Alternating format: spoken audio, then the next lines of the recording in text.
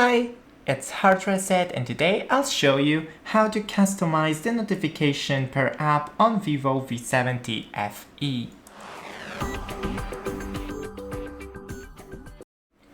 So first, go into the settings and find the app's settings.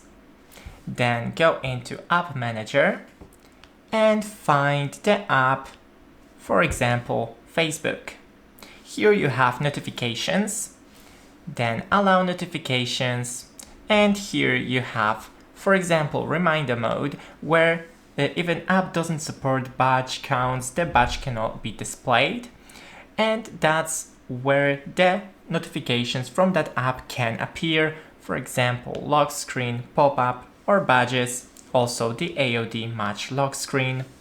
And here you also can have silent notifications, mute notifications, and show in notification center only. And that's it. You can do that with every app. Thanks for watching. Don't forget to leave a like and see you in the next one.